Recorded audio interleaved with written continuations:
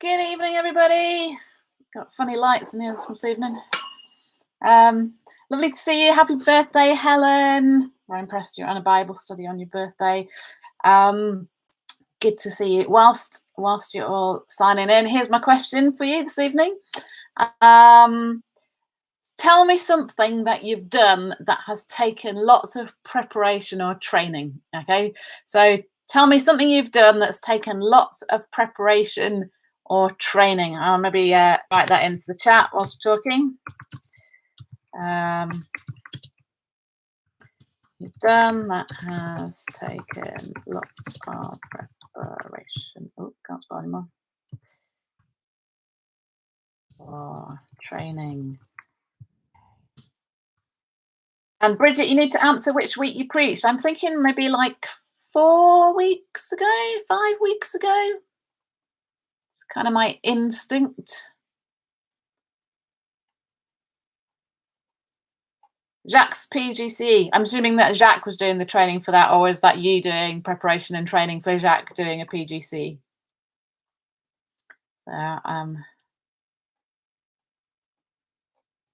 Yeah, something that you've done that's taken lots of preparation or training. That's where we're going to start tonight.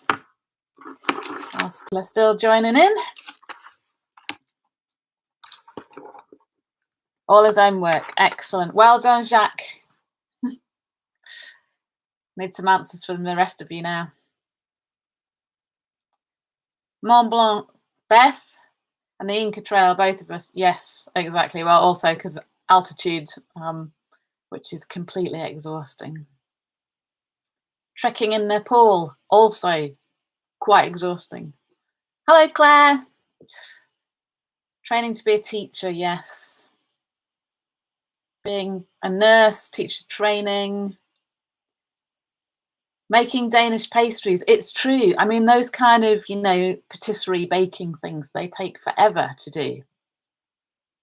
London Marathon, yes, me too, Roy. Lots of training, long training. I'm not sure that I've run anywhere since, actually. Joe Nixon, I'm trying to learn to do a headstand, which is taking a lot of training. I need to walk past your window whilst you're practicing. I used to do that. I used to train against my bedroom wall, but I don't think I'd be able to do it now. Also, it hurts your hair doing a headstand. Moving house, lots of preparation, yes. Peter, training as a surveyor, also lots of effort involved there as well. So looking forward to seeing a few more things there. Playing tennis, also. And you kind of have to keep up the preparation and training, don't you? I used to play loads of tennis, but I haven't played for ages, and then you're just terrible. Oh, organising the Farm Africa concert. I don't know how many of you will remember that. Andy, just trying to think. I was pregnant with one of my children. I think it was Joel, actually. Well, he's 17, so that gives you an idea, doesn't it, of how long ago it was. Moving to France, yeah, absolutely. I mean, moving country at all is just a huge kind of a huge challenge, isn't it? Loads of organising, loads of preparation. Evelyn playing the organ, yeah, that's my thing that comes to mind. Not playing the organ, but all sorts of music stuff. So I don't know whether I should confess to this on this forum or not. But I'm thinking about taking my grade 6 saxophone maybe in the summer. But I've realised that I can't remember how to learn scales anymore. And the pieces are fine. It's the blooming scales, nightmare. Rob Heskin, 2 things, not at the same time. Training to use a chainsaw, critical that you get that right. And playing the guitar, less critical, although you do play the guitar very nicely. Learning to drive, oh my gosh, yes, absolutely. Running training courses in Nepali. I mean, oh my word, that must be super challenging, Helen. Parenting, yeah, Alan, I think that's a great answer. But yeah, thing is, when they give you the manual at the beginning, you don't believe it, do you? And then when it's sort of too late, you haven't read it. Retirement after 45 years of work, absolutely. I mean, that's another thing I guess you don't really have a manual for either. Sue Lovett, learning to play the clarinet. I didn't know you played the clarinet. To get you in the band. Riding motorbike. I didn't know you did that, Claire, either. See, this is a very interesting thing. You think you learn about Daniel, but I learn about you, which is very interesting. So carry on. Feel free to drop some of the things in. I'm just checking my phone and no one's messaged me because they do sometimes. In preparation for the first moon landing, which I'm sure some of you saw, and the first moonwalk, NASA developed this elaborate training ground and program. They had to practice all the things that they would need to be used to or remember during the mission, because obviously in space is not the time to not know what you're doing. And they tried to simulate as much as possible what it was going to be like, and no expense was spared in order to prepare them for the mission. So moonwalks and training and practice for the real event to be ready and prepared. And one of the things the astronauts said afterwards was that they credited their performance and success to the preparation and training they had received in advance. They credited their performance and success to preparation and training they had received in advance. And I'm sure that many of you here, with the things that you've put down, it will be exactly the same thing. You know, you're able to get to the end of the marathon, the end of the Inca Trail, or whatever it is, pass your driving test because of all the preparation that you've done, all the training that you've done in advance that allows you to cope with the situation. It often doesn't allow you to be perfect in the situation, but it does allow you to cope with situations which, if you hadn't got all that training and preparation in advance, you wouldn't be able to. Andy Laycock, I've spent many years learning to wind up my fellow musicians, and we have spent many years learning how to cope with that, and are doing quite well now. Thank you very much. And having you mask is an absolute asset, of course, and you can't fight back, so that's a good one, isn't it? Yes, Bernard, you are correct. You are correct. So Daniel chapter 10 is all about God preparing and strengthening Daniel for what he is going to see in chapters 11 and 12. Yeah, I love how you're the butt of all the jokes, Andy. I mean, if Steve Hudson was on a chat, he might be as well, but unfortunately it's all coming your way as well. But we do love you too. So this is Daniel chapter 10, all about God preparing and strengthening Daniel for what he is going to see in his fourth and final vision, chapters 11 and 12. So that's the next couple of weeks. So let's read Daniel chapter 10 together. This is another chapter where at least some of it may seem a little more familiar to some of you. In the 3rd year of Cyrus, king of Persia, a revelation was given to Daniel, who was called Belteshazzar. Its message was true, and it concerned a great war. The understanding of the message came to him in a vision.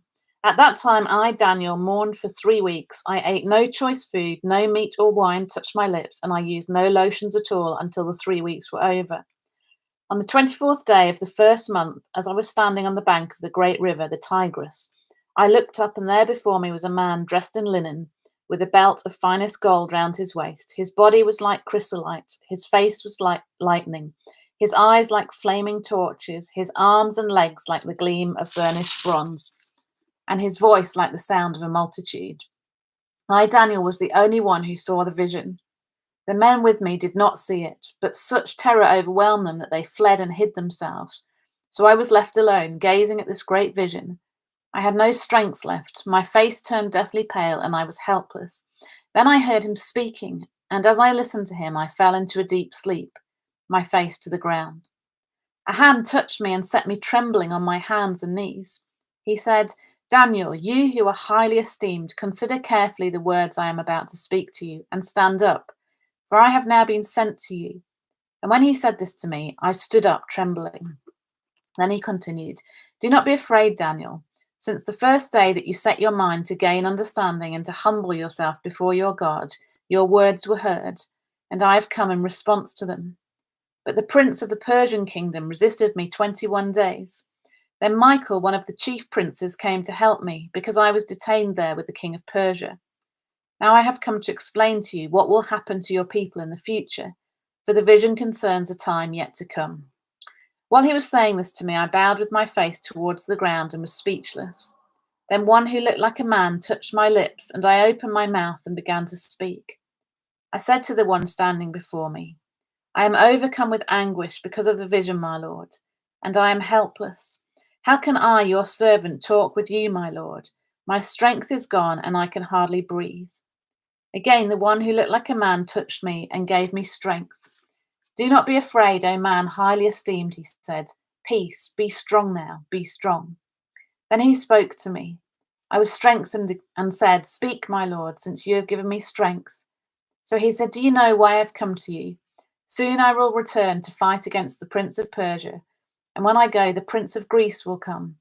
But first I will tell you what is written in the book of truth. No one supports me against them except Michael, your prince. And in the first year of Darius the Mede, I took my stand to support and protect him. So there we go. That's tonight's passage. So Daniel here, as we were saying last week, is around 85 years of age. Cyrus of Persia has come to power. The Babylonian Empire has passed away. It's been uprooted. This is, as it says in the text, the third year of his reign, and Daniel locates this experience on the bank of the river Tigris. And this is the last vision that he is to see before the end of his life.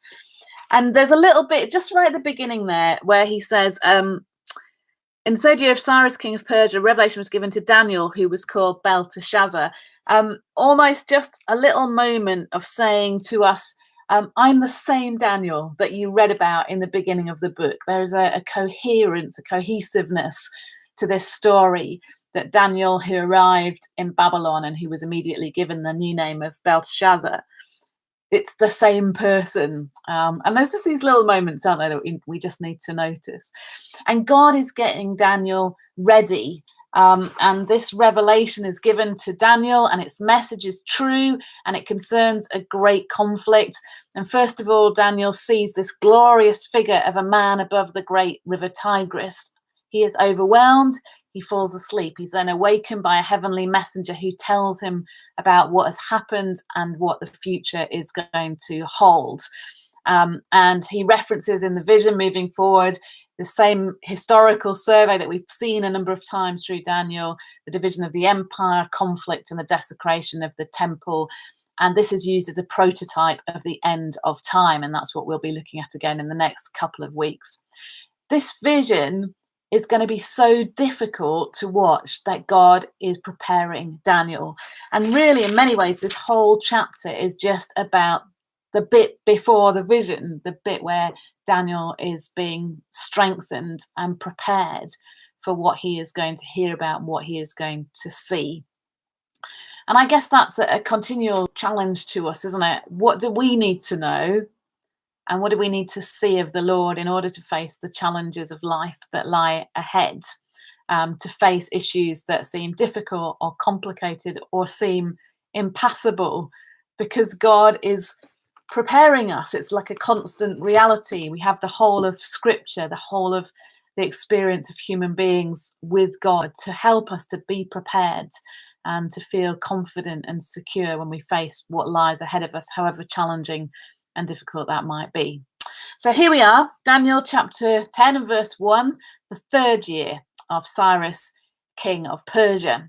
And if we just go back in time a couple of years, we know that God has moved Cyrus's heart in his first year so that anyone who wanted to could return to Jerusalem to rebuild the walls and the temple, and they were free to go. And so about 50,000 people gathered all that they had in Babylon, bearing in mind they've been there for really a long time, and some of them would probably have been second generation or maybe even third generation, but they gathered what they had and they returned the 13,000 kilometers to Babylon from Jerusalem, a journey that could easily have taken them 4 to 5 months. Daniel has not gone with them.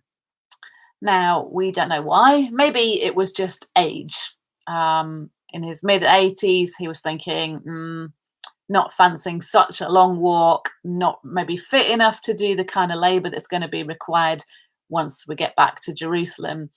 Maybe it was infirmity, we don't know. Maybe it was his role in the Babylonian administration that kept him there, feeling that he would be continue to be an influence for God in that place. It's interesting. One of the commentators said, if Daniel was a work of fiction, which some people believe that it is, of course, broadly people believe the whole Bible is a work of fiction, but some people particularly believe that Daniel is, or they think that it's a second century construct, then he probably would have returned, because that would have made for a great story, wouldn't it? You would have had, Daniel coming from from Jerusalem to Babylon as a young man, and then all these amazing things going on in Babylon. And then right at the end of the story, it would make for a wonderful sort of denouement for Daniel to return to Jerusalem and to be part of the restoration of Jerusalem. So the fact that Daniel stays in Babylon is something of an argument for the validity of the book of Daniel. If we read in Ezra, we read that the word is starting to come back to Babylon. So we're now maybe 2-3 years into the situation of the Jews going back to Jerusalem, and word is starting to return to Babylon, and the news that they're receiving is not good news. There's persecution, there's conflict, they are facing difficult and challenging circumstances, because Jerusalem has not been inhabited for 70 years. It's a really tough place to be. It's in rubble, it's overgrown, and it's surrounded by people that don't want the Jewish people to be back there. So it's not an easy place to be. No one really wants to be there anymore. The excitement has worn off. And Daniel, it seems, in chapter 10, has been hearing some of these reports. And it's moving and stirring his heart. And if we think about what he's been seeing in these visions running up to chapter 10, it's this vision of the 70 weeks, and then it's all going to come good. And so, how does that fit in with the 70 years? And I guess Daniel is a bit overwhelmed by these visions that he's seen. He's overwhelmed with a sense of trepidation of what is yet to come, maybe hopeful that there will be restoration in Jerusalem. So he's hearing these reports. There's this conflict in his emotions and thoughts, trying to reconcile that with the vision that he's being given. And perhaps he just feels a little depressed about all of this, because in verse 2, it says that he mourns for 3 weeks. And in some of the translations, it literally says 3 weeks of days, which is kind of a contrast to Daniel 9, where we're using the word week as a symbolic term, probably for a year.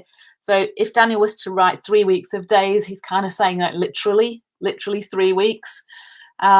It's the first month of the Jewish year, the month of Nisan, and it's just past the time of the Passover, where they would normally have been celebrating their delivery from slavery.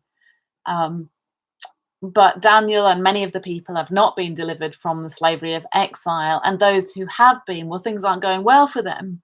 And it appears that Daniel extended this period of mourning for more than the normal 1 week of Passover. So he has no fine food, no meat or no wine, and he's not using any lotions on his body. And of course, that's kind of an echo back to chapter 1, isn't it? When they first arrived in Babylon, and Daniel and his friends decided to abstain from all those things. And obviously in the meantime, Daniel hasn't abstained from all those things, but he just feels that this is a significant moment to fast.